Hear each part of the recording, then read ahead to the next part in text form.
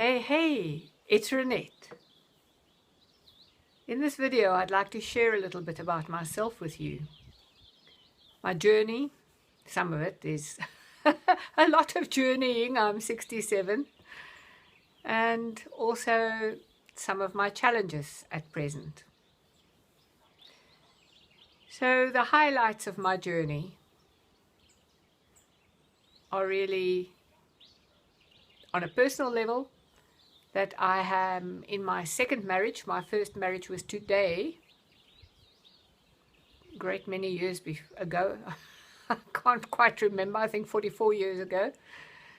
Thankfully it didn't last long, and I'm deeply grateful that it gave me my first born child, who was subsequently adopted by my new husband, Johan, and we've been together 42 years now. And we have 2 more children, one of which, our son, had a learning problem. So a huge part of my journey was bucking the school system and learning how our brains and our minds work, how we work. That was really the gift of his learning problem, because it started me very seriously on my quest to find out how we can express ourselves more profoundly and live the whole of who we are. We were told he wouldn't pass his 7th grade. He passed all 12 his grades and then went on to be the first student to be awarded a 100% mark for his practical at the Technikon. The practical was in digital systems. It was the first time ever they had awarded a student a 100% mark. So my constant certainty that the guy is a genius has proved true. He's 40 now. And in between all of the raising of the children, the being married, I was always somewhat entrepreneurial.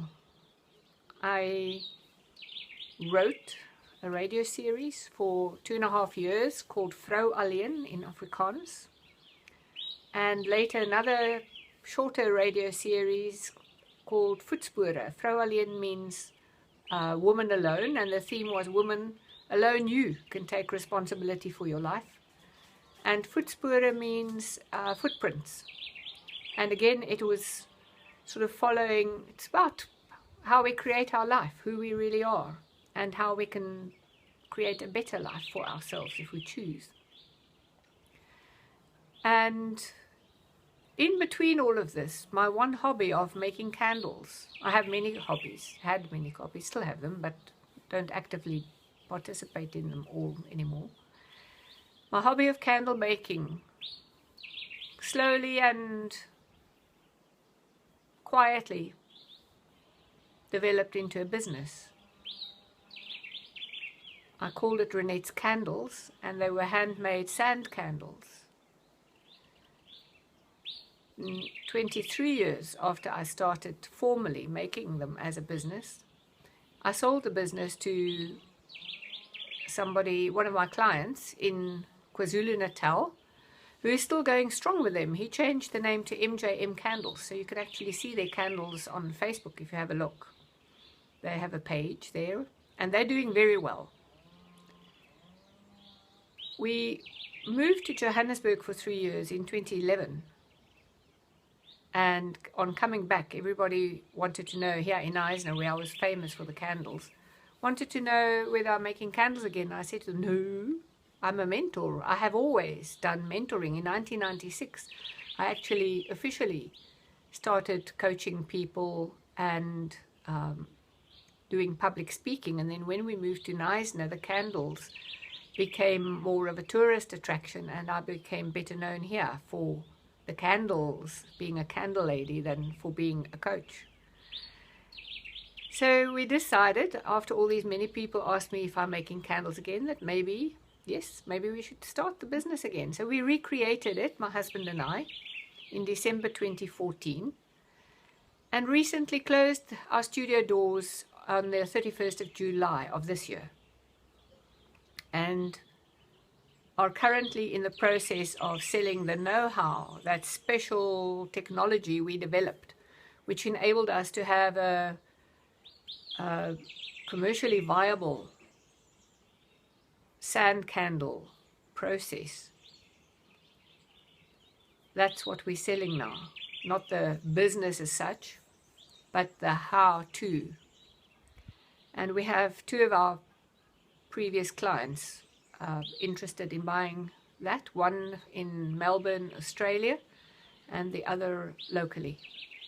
So that's part of my challenge as well as my journey, is knowing how to conclude that selling of it, because we need to find a way in which to create what we are selling so that it can, I can't be too specific, but we have to have a way in which we can sell it to more than one person and still have it being amazing, viable and unique.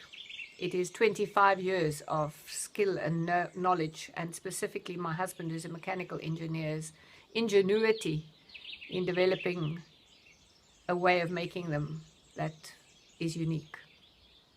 The sand candles themselves are easy to make, but making them in quantities and to a high standard, that was the tricky part, and that's what we're selling on. And the choice to close the candles was really because we'd reached that point where it became apparent that the next step is to sell the candles online and internationally. And I realized that at 67, I would far, far rather create an online mentoring business than an online coaching, candle business. The mentoring is my deepest love.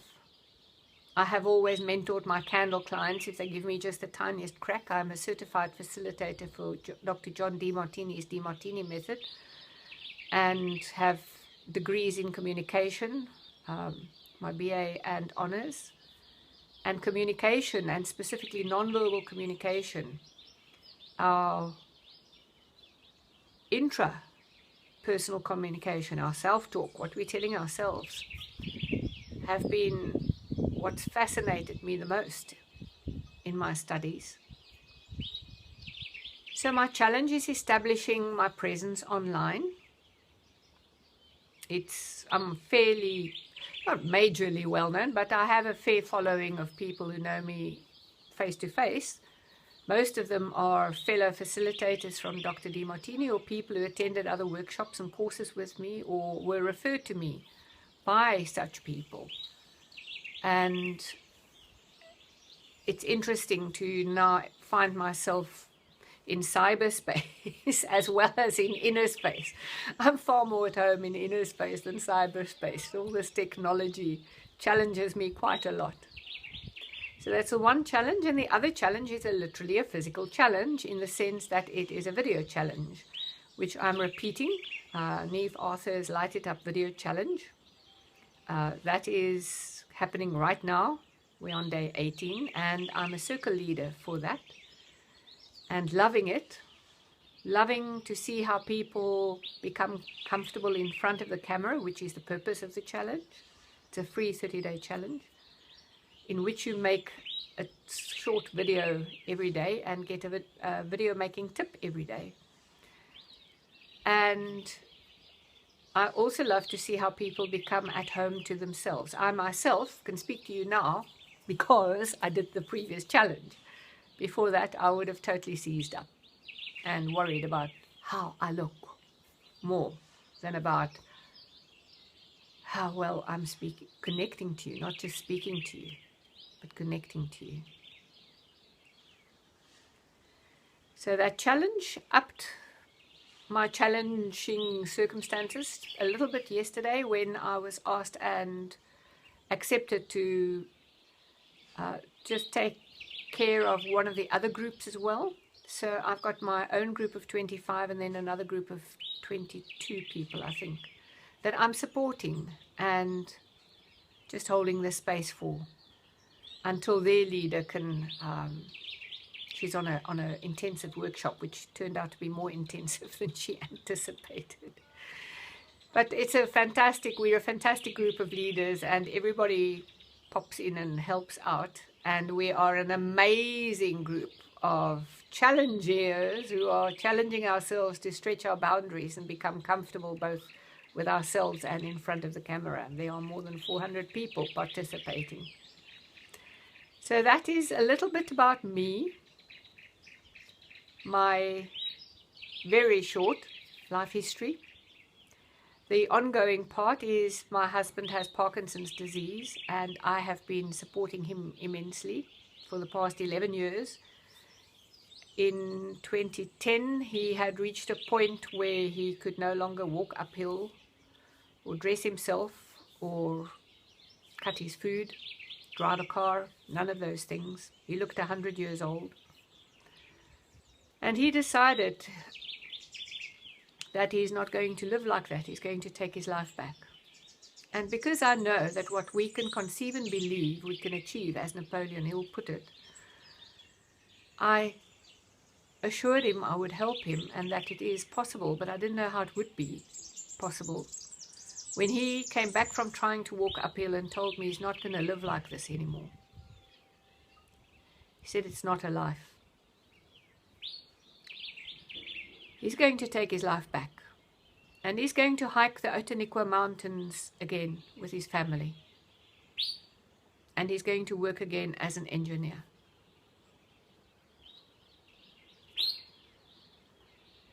I didn't know how we would do that, but I was there all the way with him. We found nutrition that really made a massive difference. We both use it. We've both been using it since 2010, 6 years now, and it is amazing. We also, I'll just ignore the phone ringing. It can just stop again. We also found a way for him to exercise that releases growth hormone, and I mentored him a great deal about all the underlying emotions and perceptions that are part of the underlying cause of Parkinson's disease. And he hiked 33 kilometers 9 months after he couldn't walk uphill, and started working as project manager in Sandton, Johannesburg, 18 months after he made that decision. Currently, he is taking the next step. He's bought himself a motorbike. He wants to ride again, has done short rides. And this support for him is a major part of my life. My gift from him to me, my gift from me to him. We both have grown and strengthened our relationship immensely through this trial and tribulation. So I love getting to know people, getting to know what inspires them. So feel free to comment and let me know a little about your life journey and your challenges. Bye.